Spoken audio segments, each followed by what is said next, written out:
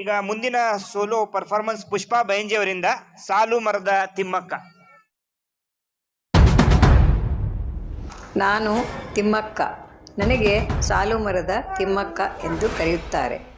ವೃಕ್ಷ ಮಾತೆ, ಮರಗಳ ತಾಯಿ ಎಂದು ಸಹ ಕರೆಯುತ್ತಾರೆ. ಏಕೆಂದರೆ ನನಗೆ ಮೊದಲಿನಿಂದಲೂ ಸಸಿ, ಗಿಡ, ಮರಗಳೆಂದರೆ ಬಹಳ ಪ್ರೀತಿ. ಪ್ರಕೃತಿ, ಪರಿಸರ, ಹಸಿರು ಎಂದರೆ ಬಹಳೇ ಆನಂದ. ನನಗೆ ಮಕ್ಕಳು ಎಂದರೆ ಬಹಳ ಪ್ರೀತಿ. ಆದರೆ ನನಗೆ ಮಕ್ಕಳು ಆಗದೇ ಇದ್ದ ಕಾರಣ ಗಿಡಮರಗಳನ್ನೇ ಮಕ್ಕಳು ಎಂದು ತಿಳಿದು ಅವುಗಳಿಗೆ ನೀರು ಹಾಕಿ ಆರೈಕೆ ಮಾಡಿ ಬೆಳೆಸುವಲ್ಲಿ ಮಗುವಿನ ಸುಖ ಕಾಣುತ್ತಾ ಸಾಗಿದೆ. ಅರಣ್ಯವೇ ನನ್ನ ಮನೆ, ಮಕ್ಕಳೇ ಗಿಡಮರಗಳು ಎನ್ನುವ ಭಾವನೆ ಇಟ್ಟುಕೊಂಡು ತನುಮನಗಳಿಂದ ಸೇವೆ ಮಾಡಿದೆ. ನಾನು ಇಲ್ಲಿಯವರೆಗೂ ಸುಮಾರು 8,000 ಗಿಡಮರಗಳನ್ನು ಬೆಳೆಸಿ ಸಂತೋಷಪಟ್ಟಿದ್ದೇನೆ. ಈಗ ಅವೆಲ್ಲ ದೊಡ್ಡದಾಗಿ ಬೆಳೆದು ಬಿಸಿಲಿನಲ್ಲಿ ಬಂದವರಿಗೆ ನೆರಳನ್ನು, ಕಣ್ಣಿಗೆ ತಂಪು ಕೊಟ್ಟರೆ ಪಕ್ಷಿಗಳಿಗೆ ಗೂಡು ಕಟ್ಟಿಕೊಳ್ಳಲು ಅನುಕೂಲ ಆಗಿವೆ. ಪಕ್ಷಿಗಳ ಚಿಲುಪಿಲಿ ನಾದವು ಕಿವುಗಳಿಗೆ, ಮನಸ್ಸಿಗೆ ಬಹಳ ಆನಂದ ಕೊಡುತ್ತವೆ. ಈ ನನ್ನ ಸೇವೆಯನ್ನು ಸರಕಾರ ಗಮನಿಸಿ ನನಗೆ ನಾಡೋಜ ಪ್ರಶಸ್ತಿ, ಕಲ್ಪವಲ್ಲಿ ಪ್ರಶಸ್ತಿ, ರಾಜ್ಯೋತ್ಸವ ಪ್ರಶಸ್ತಿ, ಪದ್ಮಶ್ರೀ ಪ್ರಶಸ್ತಿಗಳನ್ನು ಕೊಟ್ಟು ಗೌರವಿಸಿದ್ದಾರೆ. ಹೀಗೆ ನನ್ನ ಜೀವನ ಗಿಡಮರಗಳ ಜೊತೆ ಸಾಗಿದೆ. ನನಗೆ ಈಗ 114 ವರ್ಷ ಆಗಿವೆ.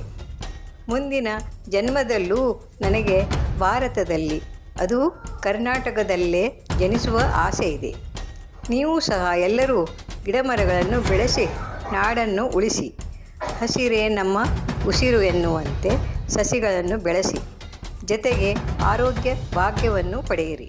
ಶಿವಪರಮಾತ್ಮನು ನಿಮಗೆಲ್ಲ ಒಳ್ಳೆಯದನ್ನು ಮಾಡಲಿ ಎಂದು ಎಲ್ಲರಿಗೂ ಹಾರೈಸುತ್ತೇನೆ. ತುಂಬ ಧನ್ಯವಾದಗಳು ಪುಷ್ಪಾ ಬೈಂಜಿ ಅವರು. ಸಾಲು ಮರದ ತಿಮ್ಮಕ್ಕ ಅವರ ಜೀವನ ಮತ್ತು ಪ್ರಕೃತಿ ಸೇವೆ ಬಗ್ಗೆ ನಮಗೆ ತಿಳಿಸಿಕೊಟ್ಟಿದ್ದಾರೆ. ನಾನು ವಂದನಾ ಬೈಂಜಿ ಅವರಿಗೆ ಪುಷ್ಪಗುಚ್ಛ ಕೊಟ್ಟು ಅವರನ್ನು ಸತ್ಕರಿಸಬೇಕಾಗಿ ಕೇಳಿಕೊಳ್ಳುತ್ತೇನೆ. ಸಾಲು ಮರದ ತಿಮ್ಮಕ್ಕ, ವೃಕ್ಷ ಮಾತೆ ಸಾಲು ಮರದ ತಿಮ್ಮಕ್ಕ ಅಮ್ಮನವರ ಅಮೂಲ್ಯವಾದ ಮಾತುಗಳು ನಮಗೆ ಅತಿಯಾಗಿ ನಮಗೆ ತಿಳುವಳಿಕೆಯನ್ನು ಕೊಟ್ಟಿದ್ದಕ್ಕೆ ಅವರಿಗೆ ಹೃತ್ಪೂರ್ವಕ ಧನ್ಯವಾದಗಳು. ತುಂಬ ಧನ್ಯವಾದಗಳು ವಂದನಾ ಬೈಂಜಿಯವರೇ. ಮುಂದಿನ ಪರ್ಫಾರ್ಮೆನ್ಸ್ ಇರೋದು ಮಹಾದೇವಿ ಬೈಂಜಿಯವರಿಂದ. ಅಕ್ಕ ಮಹಾದೇವಿಯವರ ಒಂದು ಕಿರು ನೋಟ. ನಾನು ಅಕ್ಕ ಮಹಾದೇವಿ. ನಾನು ಹುಟ್ಟಿದ್ದು ಶಿವಮೊಗ್ಗ ಜಿಲ್ಲೆಯ ಉಡತಡಿ ಎಂಬ ಗ್ರಾಮದಲ್ಲಿ. ಶಿವಶರಣರಾದ ನಿರ್ಮಲ ಶೆಟ್ಟಿ ಮತ್ತು ಸುಮಿತಿ ದೇವಿಯರು ನನ್ನ ಹೆತ್ತ ತಂದೆ ತಾಯಿಯರು. ನನ್ನ ಅಂಕಿತ ನಾಮ ಚನ್ನಮಲ್ಲಿಕಾರ್ಜುನ. ನಾನು ಮೊದಲ ಕವಿಯತ್ರಿ. ನನ್ನ ಕಾವ್ಯನಾಮ ಯೋಗಾಂಗ ತಿಲಕ್. ನಾನು 430 ವಚನಗಳನ್ನು ರಚಿಸಿದ್ದೇನೆ. ಅನುಭವ ಮಂಟಪದಲ್ಲಿ ನೆರೆದಿರುವ ಎಲ್ಲ ಶರಣರಿಗೆ ಮಹಾದೇವಿಯು ಮಾಡುವ ಶರಣಾರ್ಥಿ. ಅನ್ನ ಬಸವಣ್ಣ, ಅಲ್ಲಮ್ಮ ಪ್ರಭುಗಳೇ, ನಿಮ್ಮ ದರ್ಶನದಿಂದ ನನ್ನ ಜೀವನ ಪಾವನವಾಯಿತು. ಸಾವಿಲ್ಲದ, ಕೇಡಿಲ್ಲದ, ರೂಹು ಇಲ್ಲದ ಚನ್ನಮಲ್ಲಿಕಾರ್ಜುನನೇ ನನ್ನ ಗಂಡ. ಅಲ್ಲಮ್ಮ ಪ್ರಭುದೇವರೇ, ಕೂದಲಿನಿಂದ ಈ ದೇಹವನ್ನು ಮರೆ ಮಾಡಿರುವುದು ನನಗಾಗಿ ಅಲ್ಲ, ಇದೆಲ್ಲ ನಿಮಗಾಗಿ. ಇದನ್ನೆಲ್ಲ ನೋಡಿ ಶಿವಶರಣರ ಮನಸ್ಸು ನೋಯಬಾರದೆಂದು ಕೂದಲಿನಿಂದ ಮರೆ ಮಾಡಿರುವೆ. ತನು ಕರಗದವರಲ್ಲಿ ಪುಷ್ಪವನೊಲ್ಲೆಯಯ್ಯ ನೀನು, ಮನ ಕರಗದವರಲ್ಲಿ ಗಂಧಾಕ್ಷತೆಯನೊಲ್ಲಯ್ಯ ನೀನು. ತನು ಕರಗದವರಲ್ಲಿ ಪುಷ್ಪವನೊಲ್ಲೆಯಯ್ಯ ನೀನು. ಅರಿವು ಕಣ್ತೆರೆಯದವರಲ್ಲಿ, ಅರಿವು ಕಣ್ತೆರೆಯದವರಲ್ಲಿ ಆರತಿಯನೊಲ್ಲಯ್ಯ ನೀನು. ಅರಿವು ಕಣ್ತೆರೆಯದವರಲ್ಲಿ ಆರತಿಯನೊಲ್ಲಯ್ಯ ನೀನು. ಭಾವಶುದ್ಧವಿಲ್ಲದವರಲ್ಲಿ ಧೂಪವನೊಲ್ಲಯ್ಯ ನೀನು. ಭಾವಶುದ್ಧವಿಲ್ಲದವರಲ್ಲಿ ಧೂಪವನೊಲ್ಲಯ್ಯ ನೀನು. ತನು ಕರಗದವರಲ್ಲಿ ಪುಷ್ಪವನೊಲ್ಲೆಯಯ್ಯ ನೀನು. ಪರಿಣಾಮಿಗಳಲ್ಲದವರಲ್ಲಿ ನೈವೇದ್ಯವನೊಲ್ಲೆಯ್ಯ ನೀನು. ಪರಿಣಾಮಿಗಳಲ್ಲದವರಲ್ಲಿ ನೈವೇದ್ಯವನೊಲ್ಲೆಯ್ಯ ನೀನು. ಹೃದಯ ಕಮಲವಿಲ್ಲದವರಲ್ಲಿ ಹೃದಯ ಕಮಲವಿಲ್ಲದವರಲ್ಲಿ ಇರಲೊಲ್ಲೆಯ್ಯ ನೀನು. ಹೃದಯ ಕಮಲವಿಲ್ಲದವರಲ್ಲಿ ಇರಲೊಲ್ಲೆಯ್ಯ ನೀನು. ಎನ್ನಲ್ಲಿ ಏನುಂಟೆಂದು ಕರಸ್ಥಲದಲ್ಲಿ ಇಂಬುಗೊಂಡೆ. ಎನ್ನಲ್ಲಿ ಏನುಂಟೆಂದು ಕರಸ್ಥಲದಲ್ಲಿ ಇಂಬುಗೊಂಡೆ. ಹೇಳ ಚೆನ್ನ ಮಲ್ಲಿಕಾರ್ಜುನ, ಹೇಳ ಚೆನ್ನ ಮಲ್ಲಿಕಾರ್ಜುನ. ತುಂಬ ಧನ್ಯವಾದಗಳು ಮಹಾದೇವಿ ಬೈಂಜಿಯವರು. ಅಕ್ಕ ಮಹಾದೇವರ ಒಂದು ಸ್ವಾಭಿಮಾನ, ತ್ಯಾಗ ಮತ್ತು ಶಿವಭಕ್ತಿಯ ಪ್ರತೀಕವಾಗಿದ್ದು ಅವರ ವಚನಗಳು ಇಂದಿಗೂ ಪ್ರೇರಣೆಯಾಗಿದೆ. ಒಳ್ಳೆಯ ಅದ್ಭುತ ರೀತಿಯಲ್ಲಿ ಅಕ್ಕ ಮಹಾದೇವರ ಪರಿಚಯವನ್ನು ಮಾಡಿಕೊಟ್ಟರು. ನಾನು ಮೊಹಿನಿ ಬೈಂಜಿಯವರಿಗೆ ವಿನಂತಿಸಿಕೊಳ್ಳುತ್ತೇನೆ, ಅಕ್ಕ ಮಹಾದೇವ ರೋಲ್ ಮಾಡಿದಂಥ ಮಹಾದೇವ ಬೈಂಜಿಯವರಿಗೆ ಪುಷ್ಪಗುಚ್ಛ ಕೊಟ್ಟು ಸತ್ಕರಿಸಬೇಕಾಗಿ ಕೇಳಿಕೊಳ್ಳುತ್ತೇನೆ.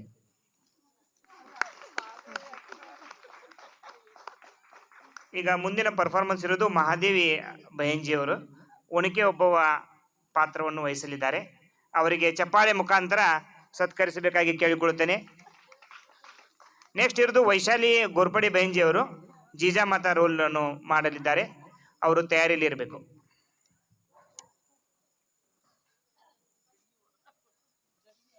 ಕನ್ನಡ ನಾಡಿನ ಬೀಜರಮಣಿಯ ಕಂಡು ಭೂಮಿಯ ಬೀಜನಾಡಿಯ ಚರಿತೆಯ ನಾನು ಹಾಡುವೆ.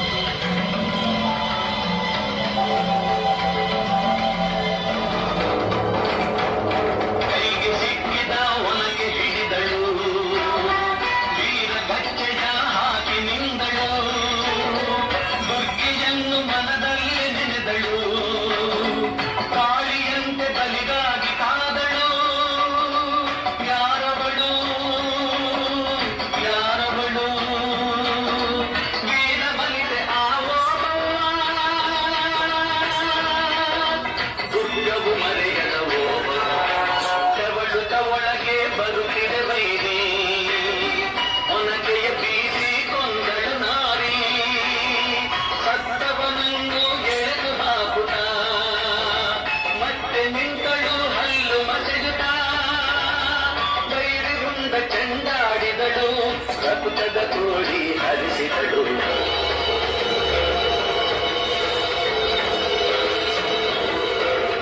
ಸರಿಯ ಬುದುಕುತ ಕಾವಲಿನವನು ಗುಪ್ತ ದ್ವಾರದ ಬಳಿಗೆ ಬಂದನು. ಮಾತು ಹೊರಡಬೇಕು ಕೆಳದ ರಾಶಿಯ ಬಳಿಗೆ ತಂದನು. ರಣಚಂಡಿ ಅವತಾರವನು ಕೋಟೆ ಸಲಹಿದ ತಾಯಿಯನು.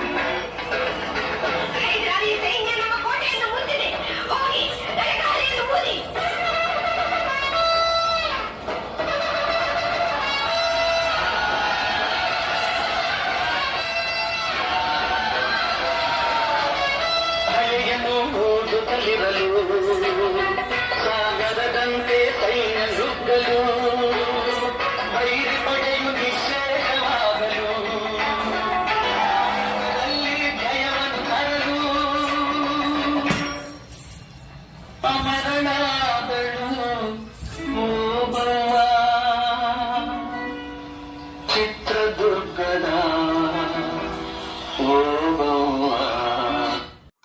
ತುಂಬ ಧನ್ಯವಾದಗಳು.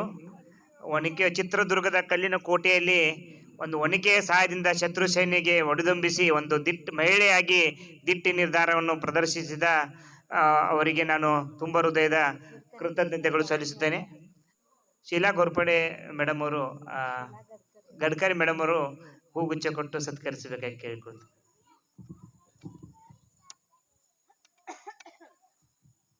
ನೆಕ್ಸ್ಟ್ ವೈಶಾಲಿ ಗೋರ್ಪಡೆ ಮೇಡಮ್ ಅವರು ತಯಾರಿಲಿರಬೇಕು.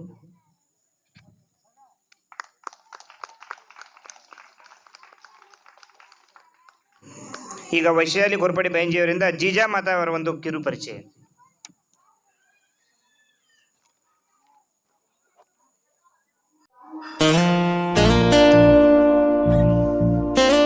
जाधवांची कन्या, भोसलेंची सून, शुभांची माता, भाग्य कोणता अजून हिंदवी स्वराज्यांची पताका नवी अभिमानाने डोलते. लक्ष देऊन ऐका, मी जिजाऊ बोलते.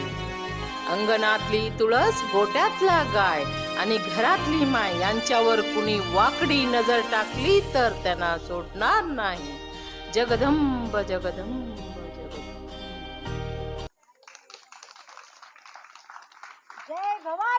ತುಂಬಾ ಧನ್ಯವಾದಗಳು. ಜೀಜಾ ಮಾತಾ ಅವರು ಒಂದು ಕಿರು ಪರಿಚಯ. ಜೀಜಾ ಮಾತಾಜಿಯವರ ಒಂದು ಅಮೂಲ್ಯವಾದ ಹಾಗೂ ಹೃದಯ ಸ್ಪರ್ಶಿ ಮಾತುಗಳು ನಮ್ಮೆಲ್ಲರ ಮನಸ್ಸಿಗೆ ಸ್ಫೂರ್ತಿಯನ್ನು ನೀಡಿದೆ. ಅವರಿಗೆ ನಮ್ಮ ವಿದ್ಯಾಲಯದ ಪರವಾಗಿ ಹಾರ್ದಿಕ ಅಭಿನಂದನೆಗಳು. ವೈಶಾಲಿ ಗೋರ್ಪಡೆ ಬೈಂಜಿಯವರಿಗೆ ನಮ್ಮ ವಂದನಾ ಬೈಂಜಿಯವರು ಪುಷ್ಪಗುಚ್ಛ ಕೊಟ್ಟು ಅವರನ್ನು ಸತ್ಕರಿಸಬೇಕಾಗಿ ಕೇಳಿಕೊಳ್ತೀವಿ. ಈಗ ಮುಂದಿನ ಪ್ರದರ್ಶನ ರಜನಿ ಬೈಂಜಿಯವರಿಂದ ರಾಣಿ ಲಕ್ಷ್ಮೀಬಾಯಿ ಅವರ ಒಂದು ಸ್ವಗತ ಪ್ರದರ್ಶಿಸಲಿದ್ದಾರೆ. ಝಾನ್ಸಿ ಕಿ ರಾಣಿ ಲಕ್ಷ್ಮೀಬಾಯಿ ವೇಷದಲ್ಲಿ ರಜನಿ ಬೈಂಜಿಯವರು. मेरी झांसी कभी नहीं दूंगी, कभी नहीं. मेरी झांसी कभी नहीं दूंगी, कभी नहीं. हे राजकारण नाही नाना, हे फक्त युद्ध आहे. भारतात स्वकीयांची सत्ता पुन्हा प्रस्थापित करण्यासाठी सुरू झालेलं हे भारतीय युद्ध आहे. राजकारण हा शांततेचा दागिना आहे. पण युद्ध चालू असताना चालू असतं ते फक्त युद्धच. अदृश्यांच्या मनोऱ्यावरून कोणीतरी पुकार करतं आणि संसारात रुतून बसलेली ही सामान्य माणसं वादळाच्या झोतासारखी जीवनातून बाहेर निघतात. ज्वालांच्या तख्तावर बसतात. निखाऱ्यांची नाणी पाडतात. काम संपलं की ही माणसं मावळून जातात, कोसळून पडतात. पावसाळी ढगांसारखी ही माणसं वेडी असतात नाना. दरबारातील खानदानी आणि मुत्सद्देगिरी ह्यांना माहीत नसते. ही जुलेखा, मी रागावले तिच्यावर, पण तिला हा उद्योग कशाला हवा होता? घागरा फिरवीत आणि डोळे मुरडीत नाच घरात नाचत राहिली असती तर आज सोन्या रुपयाचा पाऊस पडला असता तिच्यावर. आज आपल्या लोकांकडून, उद्या इंग्रजांकडून आणि परवा आणखी कोणाकडून. बेशरम जीवनाला मरण नसतं नाना. खरं सांगायचं तर मला तरी ही उठाठेव कुणी सांगितली होती? एक विधवा 5,000चा तनखा घेऊन देवघरात पूजा अर्चा करीत बसले होते. मी डोक्यावर जिरेटोप घातला आणि खांद्यावर बंदूक घेतली तेव्हा झाशीतील अनेक माणसांच्या अंगावर काटा उभा राहिला. हजारांनी नालस्ती केली आणि पुढेही करणारे निघतील. पण पाहता पाहता माझ्या देवघरातल्या देवानं वेगळं रूप घेतलं आणि या वेडाची मला दीक्षा दिली. आपण सारेच वेडे आहोत नाना, आणि या वेडाचं रक्षण करणं एवढंच आज आपलं कर्तव्य आहे. म्हणूनच शरण जाणे हा शहाणपणाचा मार्ग असला तरी तो मला मानवणार नाही. मेरी झाशी कभी नहीं दूंगी, कभी नहीं. मेरी झाशी कभी नहीं दूंगी, कभी नहीं. ಒನ್ಸ್ ಮೋರ್ ಒಂದು ಕಡೆಯ ಒಂದು ವಾಕ್ಯವನ್ನು ಮತ್ತೊಮ್ಮೆ ನಮ್ಮ ಪ್ರೇಕ್ಷಕರಿಗೆ ಝಾನ್ಸಿ ಕಿ ರಾಣಿ ಒಂದು ದಿಟ್ಟ ನಿರ್ಧಾರವನ್ನು ಪ್ರದರ್ಶನ ಮಾಡಬೇಕಾಗಿ ಕೇಳಿಕೊಳ್ಳುತ್ತೇನೆ. मेरी झांसी कभी नहीं दूंगी, कभी नहीं. मेरी झांसी कभी नहीं दूंगी, कभी नहीं. ಲಕ್ಷ್ಮೀಬಾಯಿ ಅವರ ಧೈರ್ಯ ಮತ್ತು ಶೌರ್ಯ ಭಾರತೀಯ ಇತಿಹಾಸದಲ್ಲಿ ಸದಾ ಸ್ಮರಣೀಯ. ಅವರ ಗೌರವಾರ್ಥ ಭಾರತೀಯ ಸೈನ್ಯದ ಮಹಿಳಾ ಪಡೆಯನ್ನು ರಾಣಿ ಲಕ್ಷ್ಮೀಬಾಯಿ ರೆಜಿಮೆಂಟ್ ಎಂದು ಕರೆಯಲಾಗುತ್ತದೆ. ಅದೇ ರೀತಿಯಾಗಿ ನಮ್ಮ ರಜನಿ ಬೈಂಜಿಯವರು ರೆಜಿಮೆಂಟ್ ಆಗಿ ತಮ್ಮ ದಿಟ್ಟ ಧೈರ್ಯ ಶೌರ್ಯವನ್ನು ಪ್ರದರ್ಶಿಸಿದ್ದಕ್ಕೆ ನಮ್ಮ ಈಶ್ವರಿ ವಿಶ್ವವಿದ್ಯಾಲಯ ಪರವಾಗಿ ಹೃತ್ಪೂರ್ವಕ ಕೃತಜ್ಞತೆಗಳು ಸಲ್ಲಿಸುತ್ತೇನೆ. ನಮ್ಮ ಕಾರ್ಯಕ್ರಮದ ಅತಿಥಿಗಳಾದಂಥ ಕುಮಾರಿ ಉಜ್ವಲ ಬಡವಾನಂಜಿ ಅವರಿಗೆ ನಾನು ರಜನಿ ಬೈಂಜಿ ಅವರಿಗೆ ಪುಷ್ಪ ಗುಚ್ಛವನ್ನು ಕೊಟ್ಟು ಅವರನ್ನು ಪ್ರೋತ್ಸಾಹಿಸಬೇಕು. ರಜನಿ ಬೈಂಜಿ ಅವರು ಕಾಲೇಜಲ್ಲಿದ್ದಾಗ ಈ ಒಂದು ಪ್ರದರ್ಶನ ಮಾಡಿದ್ದರು. ಅದಾದ 20 ವರ್ಷದ ನಂತರ ಅವರು ಸತತವಾಗಿ 8 ದಿನಗಳ ಕಾಲ ರಿಹರ್ಸಲ್ ಮಾಡಿ ಈ ನಮ್ಮ ಮುಂದೆ ಈ ಒಂದು ಅವರ ತಮ್ಮ ಕಲೆಯನ್ನು ಪ್ರದರ್ಶಿಸಿದ್ದಾರೆ. ಇನ್ನು ಹೀಗೆ ಮುಂದಿನ ಕಾರ್ಯಕ್ರಮಗಳಲ್ಲಿ ಅವರು ತಮ್ಮ ಕಲೆ ಪ್ರತಿಭೆಯನ್ನು ತೋರಿಸಬೇಕಾಗಿ ನಾನು ಕೇಳಿಕೊಳ್ಳುತ್ತೇನೆ.